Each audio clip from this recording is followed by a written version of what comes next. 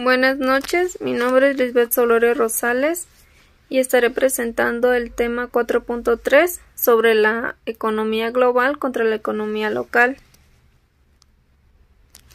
Comenzando con economía global contra la economía local, se verán lo que son 5 puntos, lo que es la diversidad económica, la medición adecuada del bienestar económico, compartir los recursos eliminando la pobreza y las desigualdades.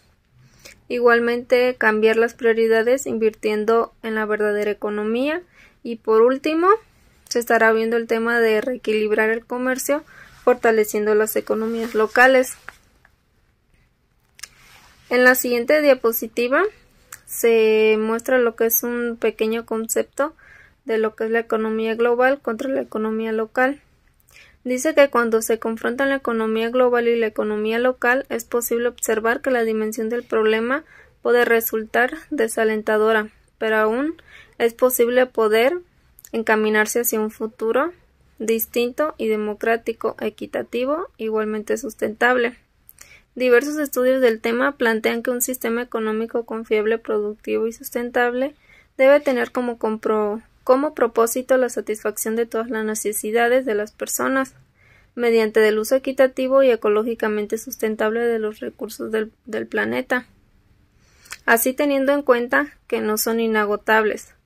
La erradicación de la pobreza, la sustentabilidad social y la cultural, la equidad intergeneracional y la dignidad humana deben constituir importantes fines económicos. Por tanto, es necesario administrar los niveles de producción y de consumo, así como el trato preferencial a los países y pueblos empobrecidos, lo que ha de ser uno de sus componentes básicos.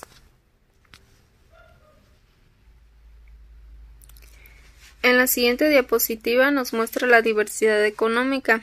Esta nos dice que implica estrategias económicas muy variadas. Estas economías diversificadas, lo que supone un abanico de sectores y actividades económicas, en lugar de una economía basada en una o dos mercancías y diferentes actores dentro de cada sector de la economía. Nos dice que los monopolios, una realidad muy común en México, como el caso del monopolio de los energéticos, el agua, la energía eléctrica y los combustibles fósiles, para destacar que los países como México deben contar en sus niveles estatal y municipal con la posibilidad de optar por aquellos mecanismos y estrategias económicas que consideran más convenientes para la satisfacción de sus propias necesidades económicas, sociales, culturales y ambientales, en cualquier momento que lo crean oportuno. En la segunda parte, nos dice que estas decisiones deberían apuntar a optimizar la actividad económica y mantener cierto grado de autoeficiencia, a fin de promover el desarrollo de economías fuertes y diversas, capaces de aguantar y adaptarse a las sacudidas económicas externas. En términos locales, también nos dice que es necesario devolver la toma de decisiones a la base de la sociedad, aplicando el principio de la subsidiariedad económica, es decir, que la toma de decisiones al nivel más básico que corresponda en la estructura de poder. Además, nos resulta conveniente que intervengan diversos niveles en la toma de decisiones, a fin de contribuir a establecer controles y equilibrio entre las diversas instancias de decisión, con el único objetivo de las probabilidades de que ocurran abusos de poder en cualquier de los diversos ámbitos.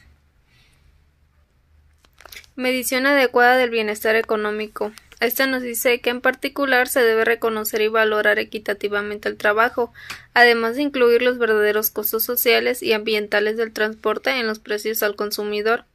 Hoy en día nos dice que es la forma en que se calcula este bienestar, punto que se discutirá más adelante. También nos dice que es importante resaltar que el PIB no mide ni valora la calidad de vida, los avances sociales, la erradicación de la pobreza, el desarrollo humano y la calidad ambiental.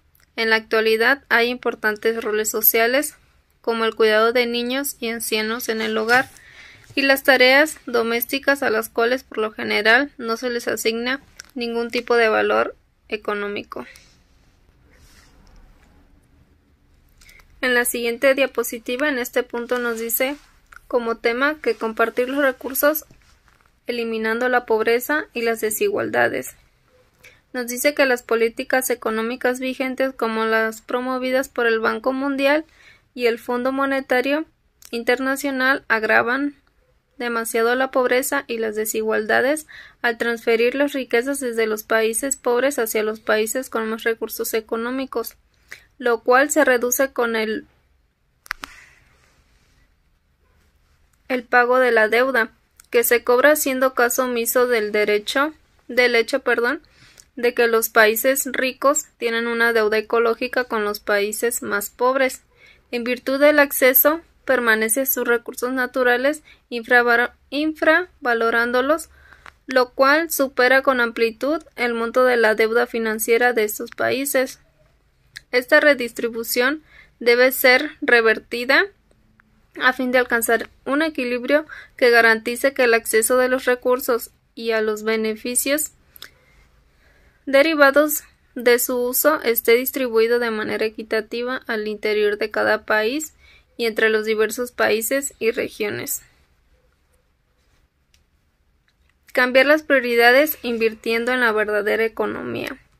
Para esto nos dice que desarrollar y aplicar políticas que promueven la estabilidad económica y que contribuyan a la sustentabilidad, o por lo menos no lo erosionen, debe constituir un componente básico y fundamental de las economías sustentables que se explican en un eje 4 del Plan de Gobierno en México, pues como ya se comentó, nos dice que los gobiernos deben poder controlar y orientar los flujos de inversión, tanto nacionales como extranjeros, y al mismo tiempo también dar preferencia y escoger las inversiones de la economía productiva, lo que es la real, que se queda en el país y beneficia a los mexicanos en lugar de las inversiones virtuales en masa que comúnmente giran en función del movimiento de la Bolsa Mexicana de Valores, conocidos como capitales golondrinos en la economía financiera o bursátil.